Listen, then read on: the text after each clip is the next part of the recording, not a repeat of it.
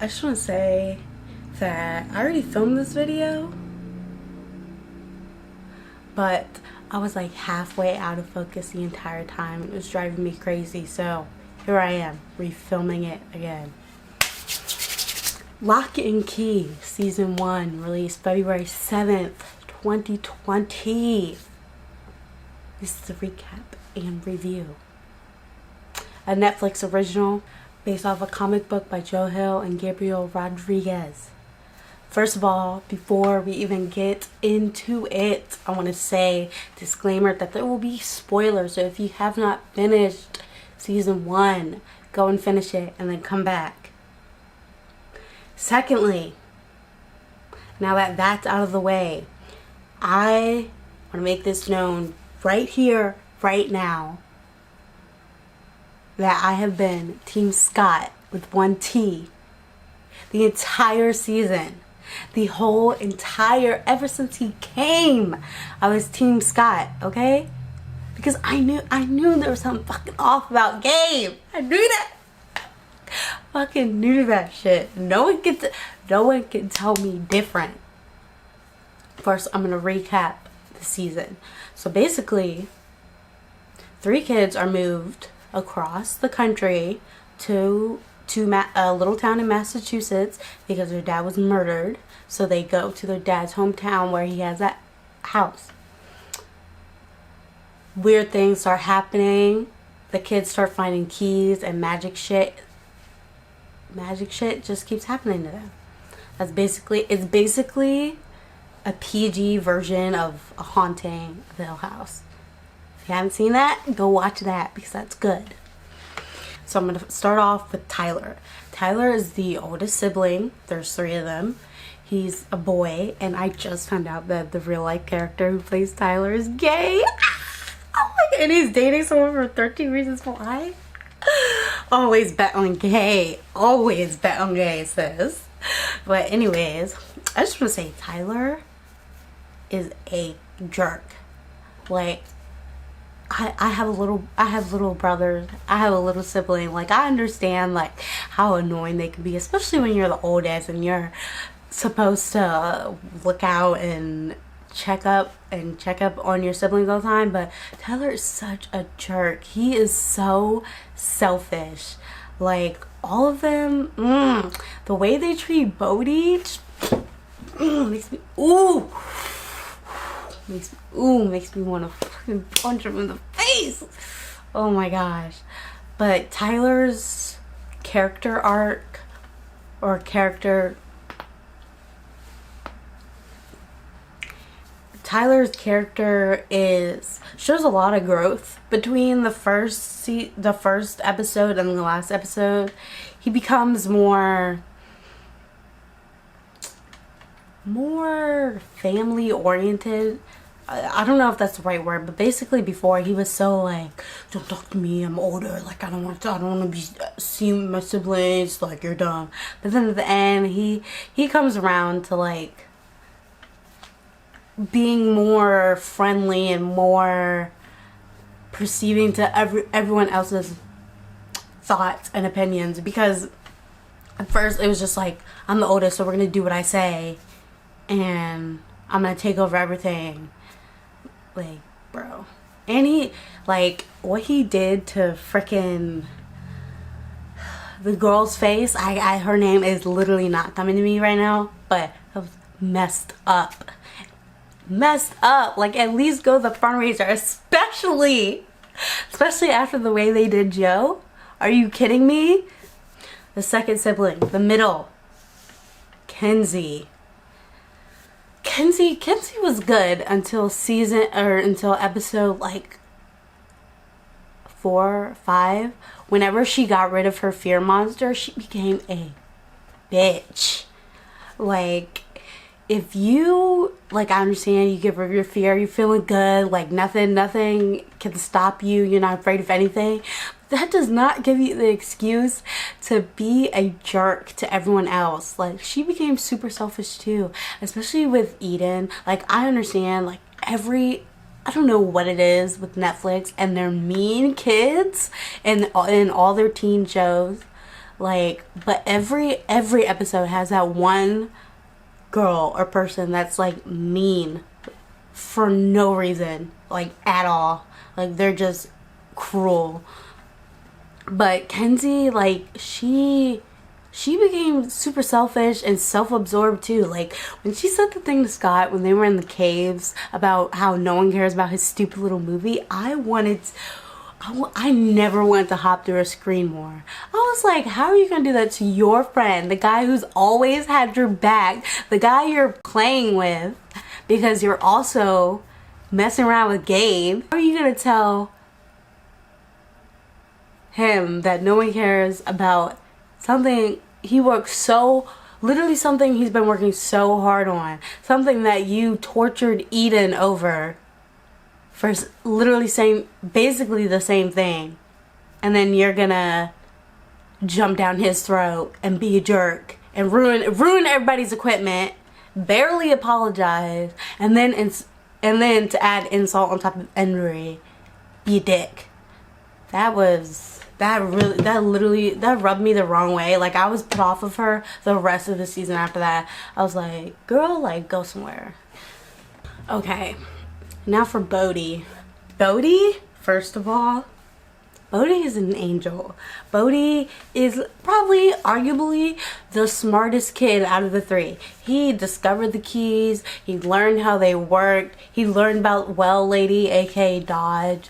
Like, and his siblings were treating him like crap. Like, and I kid you not, he didn't go to school until episode 5. Like, I promise you, he did not go to school. I was so confused. The first episode, I was like, this kid has to be like 8, 9, or 10, something like that. And why is he not at school? Like, he's literally running around the house all day while his siblings are at school. And he, like, and then when he does go to school, this little kid brings a hammer. Like, I understand why, but like, come on, dog. Like,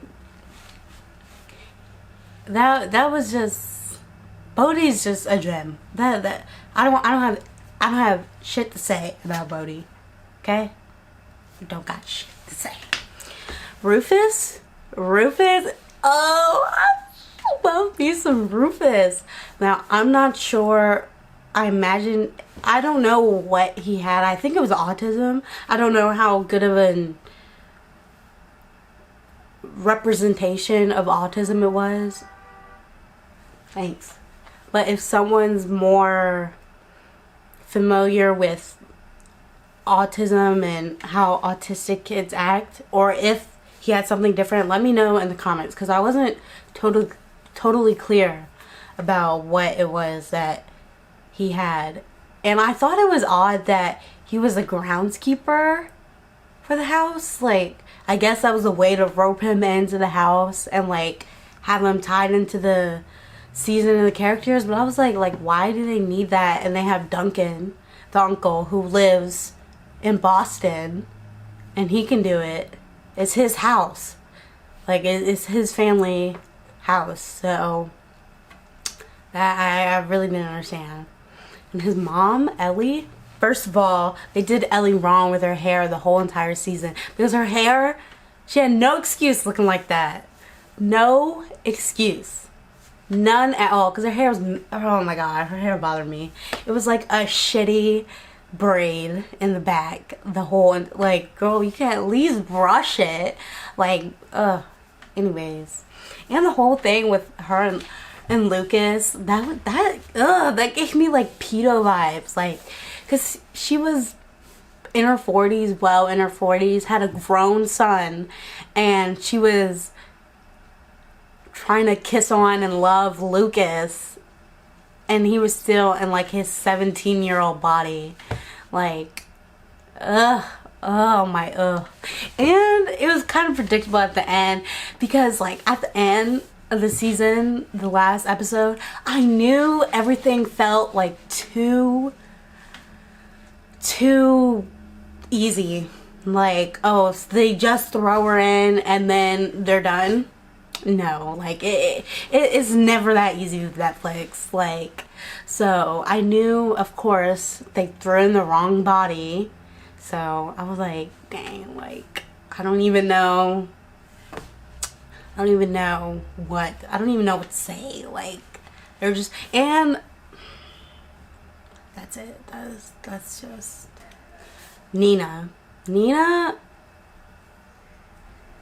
If she starts a romance with the cop, that's just gonna be so weird for me. Like, every adult that gets close with each other, they don't have to fall in love. Like, especially like someone like the detective and Nina. I just can't see that happening, but I feel like that's where they're going with it. Like, it just, I don't know. And Nina, I think Nina's a pretty good mom. She's I don't know, she's kind of ditzy. Like, and I find it weird that adults can't remember magic. Like, it just seems like there's no purpose if they can't remember magic. Because, one, Tyler's about to be 18. He's about to be an adult. He's 17. He's a junior in high school. And then, like, as soon as he hits 18, he forgets everything. Like, that part was just weird to me. I think Nina was really brave, like, finding out about, like, stopping Sam the first and helping with the second time. Like, that was really, really intense. Like, when I saw that part, I was just like, the whole time I found out. So I thought, like, you know, like, oh, the dad died. Like, oh, but it's not like the dad died. It's like the dad was murked. Like, and the family was attacked. Like, that is, oh my god, that is something crazy. And for my last character review person, I'm gonna do Sam. Now, Sam, if I never met someone or looked at a character as impressionable as Sam was. Because Sam, like, you tell him, hey Sam, you're cute, and he'll run with that. Like, when Dodge was telling him, like, oh, I care about you, like, blah, blah, blah. Like, it like, I understand, like, his background and that he was fragile because of his father, but like when he was looking at the file that Rendell had on him and he, like, freaked out and he's like, they lied to me. I was like, what did they lie about? Like, literally in the file it said, oh, he's insecure and his dad is mean.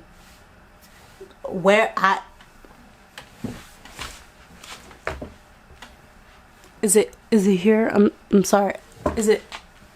Sorry, I can't find the lie.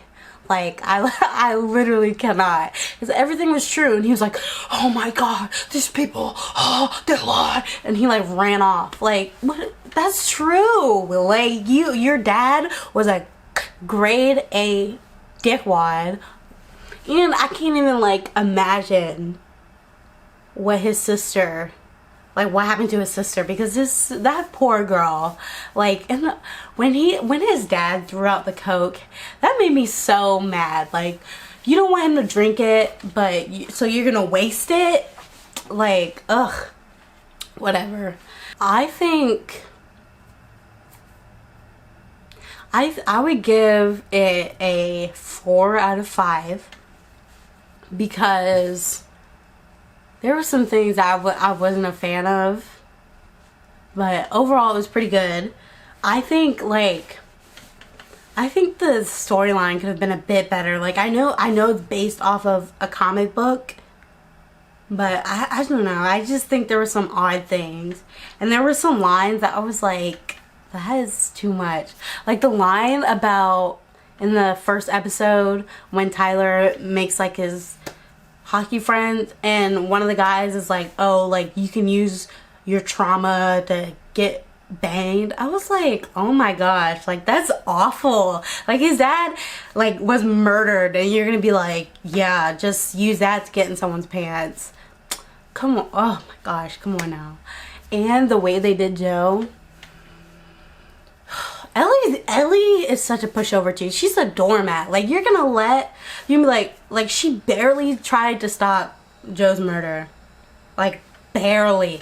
She was like, no, Lucas. And he was like, I'm gonna do it. And she was like, okay. What? Like, what all Joe did was all you had to do was delete the picture, and Joe could have went on and told people, but they would have thought he was crazy with no proof, so he would have been lying. Like, I don't understand the whole killing him. That made me so mad. Joe was so pure. And the whole adult with magic coming around back to that just, like, Duncan, that bothered me. Like, come on, like, why can't they remember? Like, what even is even the point if it's just like when you're a kid and you just have magic, like, or you just forget about the magic.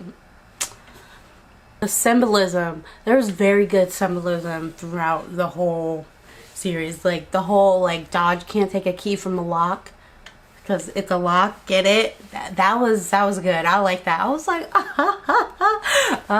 got it.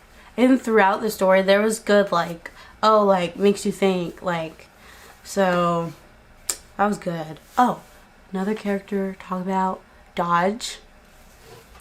Of course, she is a bad person, but the one thing I didn't like is that you didn't find anything about her until, like, halfway through the season. Like, you didn't even find out her name. That just annoyed me. Like, we're just calling her Well Lady, like, and then, or you didn't understand her motives, or, like, what she was doing, or why she was doing what she was doing.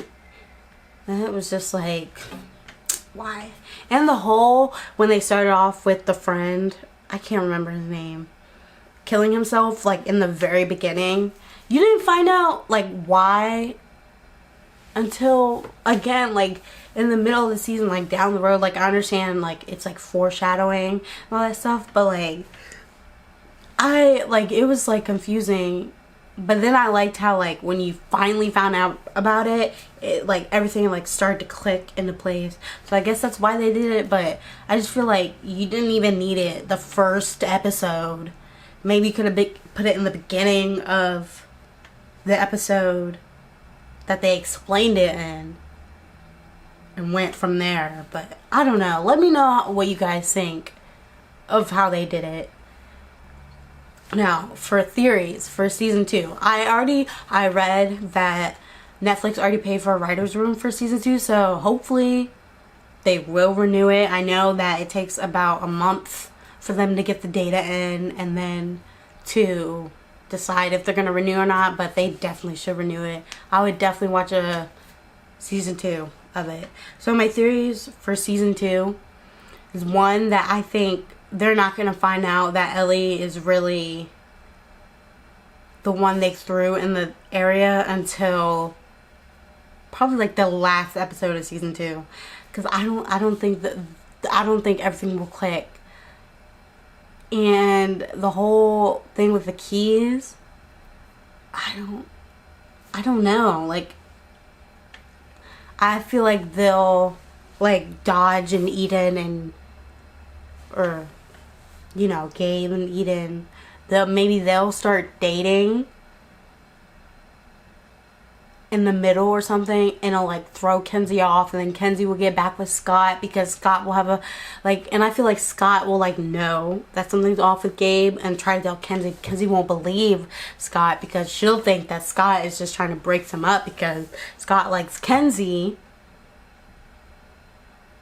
I think Rufus will have, like, a big part in season 2. Maybe he'll, like, because Rufus is smart. Rufus, you know, how he was like, he thinks I'm dumb, but I see everything. Like, I think he'll know. Also, I think,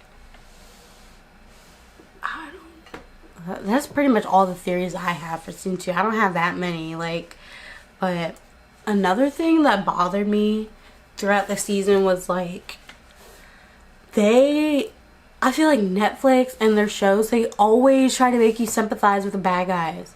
Like, when Sam got stabbed, I did not feel bad at all. Like, he deserved it. He deserved it.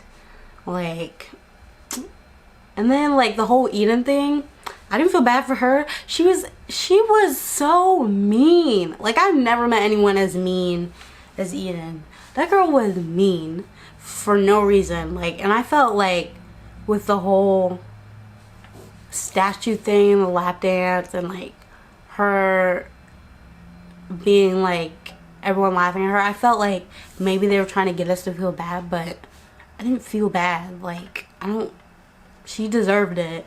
I wouldn't say that it had to go that far, but I wasn't complaining.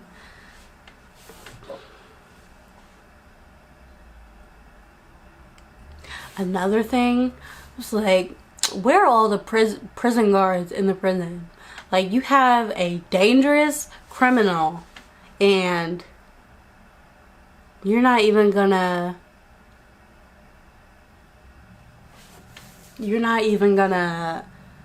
you only have one guard come around when there's a fire, only one, and then you just cut to him walking away from the prison. Like, there's no excitement in that. Like, I was like, they could have gave us a little bit something more. Just a little bit something more. And then also, I literally just thought of this for a theory for season 2. I think that they will free the girl Kim, I think that's her name, that's in the head or trapped wherever, and then she'll help defeat Dodge, and she'll like figure out about Ellie and all that stuff, because if anyone has any knowledge, it's her. And I think Duncan will get his memory back and like help unlock stuff about the house too. So, and there really weren't any like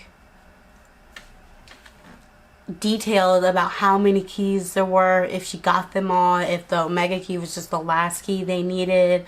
Like, that wasn't really clear, but maybe it's in the comics and I'll just have to read those.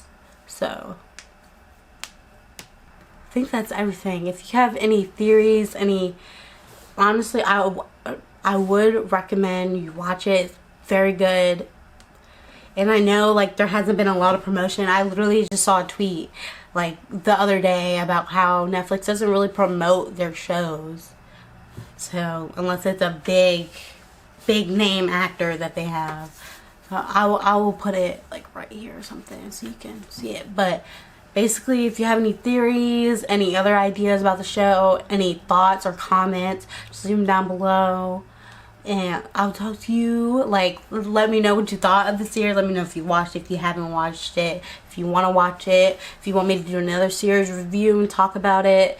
Let me know. Just make sure you like, comment, and subscribe. And see you next time.